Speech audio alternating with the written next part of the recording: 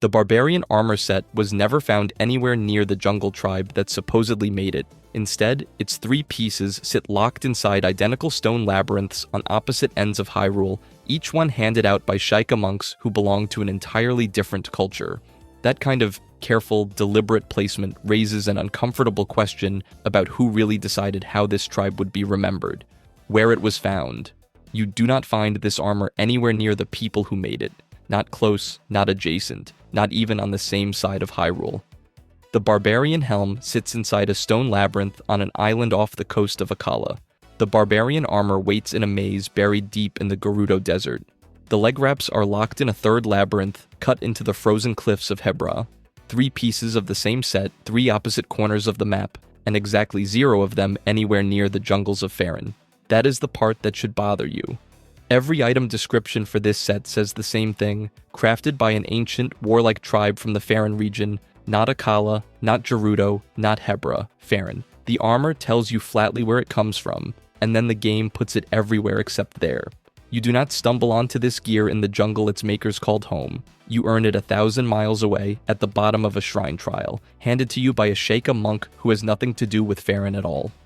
3 labyrinths. Same design, same scale, same eerie stonework, built long before anyone was drawing borders for a kingdom of Hyrule. Whoever built these mazes was working from one shared blueprint, copied and dropped in 3 corners of the continent like a franchise nobody remembers opening, and somebody later decided this was the perfect place to store the fighting gear of a tribe that supposedly no longer mattered. That is not how abandonment works. Abandonment is messy. Abandonment leaves things where they fall, forgotten in a hut or buried under a collapsed roof. This is the opposite. 3 identical vaults, guarded by monks, gate kept behind trials, dishing out Faron war gear like a loyalty reward for finishing a puzzle. Somebody sorted this. Somebody cataloged it. Somebody decided a jungle tribe's armor belonged in a locked case 1,000 miles from the jungle and made you fight for the privilege of taking it out. Call it a filing system with a body count. The tribe gets remembered as savages, and yet their equipment is precious enough to be sealed inside the same trial network guarding some of the oldest, strangest ruins in the entire kingdom. Nobody does that for junk. Nobody pours the effort into 3 matching stone fortresses just to store some barbarian's old jacket. You do that for something you're afraid of or something you respect or both at once, usually at the same time and usually quietly. A whole people built weapons meant to arm someone else's future hero, and their reward for that generosity was getting quietly filed away under someone else's name, in someone else's museum, guarded by someone else's monks. The gear survived. The credit didn't, but locked away armor only tells you these people made war gear. It proves they could fight, it proves somebody respected that enough to preserve it, and it proves absolutely nothing about why. To learn what they actually believed, what they were fighting for in the first place, you have to go back to the jungle they came from and stand in front of the things they carved in stone and left behind for no one to find. The dragon motifs. Walk into the Faron ruins expecting crude war totems, and you'll walk out staring at a religious text carved in stone. That's the part that doesn't add up. A tribe branded savage enough to be feared for generations, somehow left behind the most coherent theology in the entire jungle. Not scratched symbols, not random beasts thrown on a wall to look intimidating. The same 3 animals, over and over, arranged like they meant something specific. Like somebody sat down and decided the order mattered and stuck to it for generations. Dragons, owls, boars, every single time. No exceptions, no filler creatures, no random additions to break the pattern. The dragon shows up the most, and it's not a generic dragon either. Towering stone heads and pillars across Faron keep circling back to one specific figure, a water dragon tied directly to the region itself and to Farosh, the serpent still seen coiling through Faron's skies today. That's not decoration. That's a jungle tribe carving their own local god into the walls of their home over and over, like they wanted it remembered long after they were gone and everyone who knew their names had turned to dust.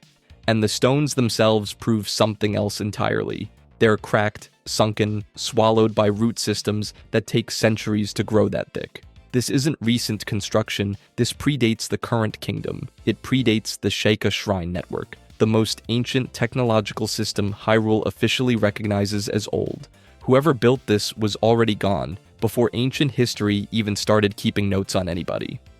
This stops being a Faron story fast. These structures aren't isolated to the jungle. They show up sporadically all across Hyrule, thinner and more scattered the further out you go, but Faron is where the density spikes hardest. That's not a hiding spot for some scattered nomads passing through looking for shelter. That's a capital. Now line the three animals up against what any Hyrule kid learns before they can read: courage, wisdom, power, dragons and courage, owls and wisdom, boars and power. The game never spells this connection out in plain text, but follow the pattern and it's hard to see it as coincidence. Three virtues, three animals, appearing together on totem after totem across an entire jungle civilization's architecture without a single stray carving to break the formula. That's not a decorating choice. That's a tribe building an entire belief system around the same values Hyrule would later claim as sacred, and doing it first, centuries before anyone with a castle got around to it. Somebody in this tribe stood in front of that water dragon monolith and believed in something bigger than themselves. That's the detail the Savage label erases completely. It doesn't just get the tribe wrong, it steals the fact that they had a god, a philosophy, and a reason for every single stone they stacked, one carving at a time, for who knows how many generations. Because a war cult doesn't encode three separate virtues into matching iconography across an entire region. A war cult carves one thing. Kill counts, trophies, victory markers, take your pick. What's spread across Faron is closer to scripture. Consistent, deliberate, repeated, with the kind of care that only comes from people who actually believed what they were building, not people trying to scare off intruders with scary rock faces. So the armor from the first labyrinths says warriors, the stones say philosophers. Both came out of the same hands, buried in the same jungle, credited to the same savages by everyone who came after. Two conclusions, one tribe, and no way to make them agree with each other. To reconcile that, you have to stop asking what they built and start asking who they actually were. And the answer the later games give you is not human at all. The Zonai. The tribe Hyrule's history books, called Savage Jungle Brutes, came from the sky and claimed the gods themselves as ancestors. That is not an exaggeration for effect. That is the actual gap sitting inside the official record, and it is not a small one. The armor pulled from those Faron ruins belonged to a warlike tribe, according to the notes players find scattered through the jungle. That is the entire official pitch. Warlike, tribal, simple. But follow the thread from Breath of the Wild into Tears of the Kingdom, and that same tribe gets a completely different resume, one that nobody bothered reconciling with the first. They descended from the heavens. They are described as having come down from the gods. Not aligned with the gods, not blessed by the gods. Descended from them. Two entirely different tribes are living in the same set of ruins, and only one of them made it into the history books. 0 living Zonai exist anywhere in Breath of the Wild, not one. Every single thing anyone knows about this civilization comes from cold ruins, broken gear, and text written by people who never met them. Nobody interviewed a Zonai. Nobody translated their side of it. Nobody got a version of events that wasn't filtered through someone else's assumptions. That is already a strange way to remember a tribe you're calling barbarians. You do not usually need a museum exhibit to explain savages. You need one to explain an empire. And the technology backs that up completely. Sky islands packed with intact machinery. An entire underground layer, the depths, running on constructs these people built and abandoned centuries ago. Vehicles, turrets, tracked vessels, all of it powered by Zonai charges. A fuel source Hyrule's own scholars still can't fully replicate generations later. Not slowly figuring it out, still losing that fight in places right now, with the full weight of a kingdom behind the effort. This is not spear and shield jungle warfare. This is an engineering base that modern Hyrule is still reverse engineering piece by piece and coming up short. So somebody had to choose which version of this tribe got written down, and they picked Savage. Think about what that decision actually requires. A civilization capable of building interlocking constructs, launching structures into the sky, and tunneling an entire second layer beneath the surface of the world does not get remembered as primitive by accident. That takes someone actively deciding the technology didn't count or never seeing it at all and defaulting to the laziest read available. Strange ruins, strange weapons, strange people must be barbarians. Great. Add that to the pile of things Hyrule got catastrophically wrong about its own past. The label survives because nobody who wrote it down ever had to answer for being wrong, and nobody since has bothered correcting it either. Compare that to what the armor already showed you. The barbarian armor wasn't decoration, it was function, built to be strong enough that a jungle nobody remembers correctly is the same jungle that shaped gear worn into Hyrule's worst battles. Now stack a god-descended, skyborn engineering civilization behind that armor, and the barbarian label doesn't just look unfair. It looks like the smallest, laziest word Hyrule could find for something it never understood in the first place. And somewhere in that gap is a person, or a people, who built tools meant to protect a world that would eventually forget who protected it. That's not folklore. That's a civilization doing the work and getting written out of its own legacy, one careless label at a time. A god-descended people, running machinery advanced enough to still function, centuries later, should be the last civilization anyone loses track of. You don't misplace a species that built the Sky Islands, yet nobody finds a single living member. No graves marked with their name, no myth explaining how it ended, no funeral, no final battle anyone remembers telling. A civilization with that much power does not just quietly stop showing up, and it definitely does not vanish without leaving so much as a rumor behind. So something happened to them, and whatever it was, nobody bothered writing it down. Why the tribe disappeared, a civilization that built self-operating machines capable of outliving their creators by thousands of years, left behind exactly 0 words about how they died, not one. You'd think the most advanced culture in Hyrule's history would rate a footnote, a warning carved in stone, something explaining what went wrong.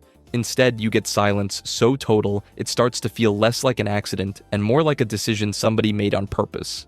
Deliberately and with intent. The armor survives. The architecture survives. The machines are still running, still functioning exactly as designed, thousands of years after the hands that built them turned to dust.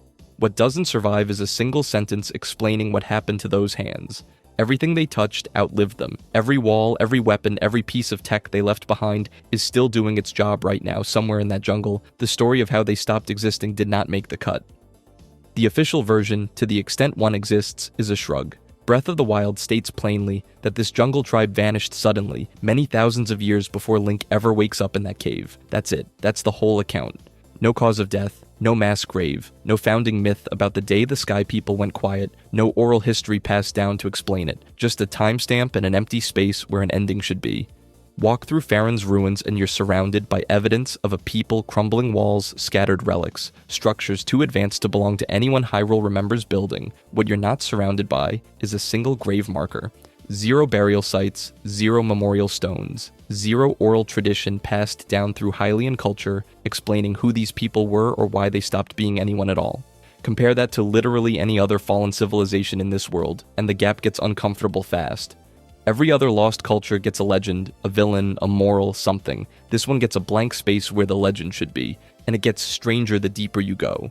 In Tears of the Kingdom, their constructs are still active, thousands of years later, still running their original programming, still treating every living thing that walks past as a potential threat.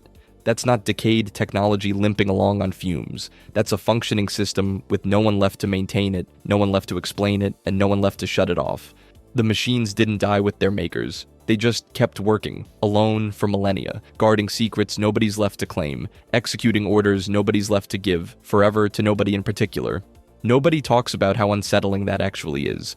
A whole people who came from the heavens, built the tools that would eventually save the entire world, and then vanished so completely that the ones they empowered didn't even remember their name. They remembered them as savages instead. That's not a footnote getting lost. That's a tragedy getting buried by the exact culture it protected, which is a special kind of insult when you think about it for more than a second. Save the world. Get called a savage for your trouble. Great deal. Fans have spent years trying to fill that void. Ascension, migration, some kind of extinction event, deliberate suppression by whoever came after and didn't like sharing credit. None of it is confirmed anywhere in canon text, and none of it agrees with any of the others. What is confirmed is that the silence itself is doing something. A civilization this advanced doesn't just misplace its own ending by accident. When every other detail about them got preserved in stone and steel that still works today, and the one detail missing is exactly how they died, that starts looking less like a gap in the record and more like a page somebody tore out on purpose, folded up, and thrown somewhere nobody would ever look. But they weren't quite erased. Their machines still hum, patient and indifferent, waiting for instructions that are never going to come again. And one of those ancient traditions of enchanted technology didn't vanish with them. It got picked up, repurposed, and handed to the exact hero who would save the world, by another ancient people who somehow knew exactly what to do with it. How they connect. Link's arm is not his own anymore, and nobody in Hyrule seems bothered by that. It is bonded to Zonai technology, ancient machinery, from a heavenly tribe that vanished so completely they became a bedtime rumor before they became a historical footnote. That arm is not decoration, it channels Zonai charges, powers Ultra Hand constructs, and lets a farm boy from the Great Plateau throw around energy that a god-descended civilization built thousands of years before he was born. Somebody planned that far ahead. Somebody built a weapon and waited literal millennia to see if the right hand would ever pick it up. That is one tribe. There is a second one, and it changes everything about who is actually running Hyrule's hero preparation program. The Sheikah are not the Zonai. Different tribe, different era, different flavor of impossible technology. Guardians, shrines, towers, all of it Sheikah built and Sheikah coded, a completely separate lineage of magically adept engineers. The ancient Sheikah who built that network are long dormant, buried under 100 years of Guardian rust, but the tribe itself never went anywhere. Walk into Kakariko village, and you will find them still living there, still farming, still arguing about pumpkins. Impa is Sheikah. Pura is Sheikah. Rabi is Sheikah. This is not a dead people. This is a people whose grandparents built something too big for anyone to fully understand. And the monks inside those shrines are the ones handing out the Faron-made barbarian armor. Not Zonai monks, not jungle tribe descendants. Sheikah monks running a Sheikah network, distributing gear that belongs to neither of them. Sit with that for a second. A jungle culture in Faron forges armor. A sky culture leaves technology fused into a hero's arm.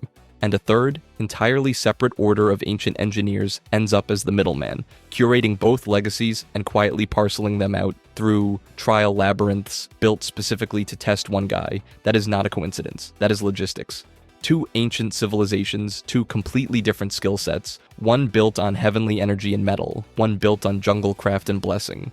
The Zonai are gone before Hyrule's modern era even starts, scattered into myth and leftover charge. The ancient Sheikah who built the 10,000-year-old shrine system are gone too, at least the ones who mattered for this, but their descendants stayed, and their machines never stopped clocking in.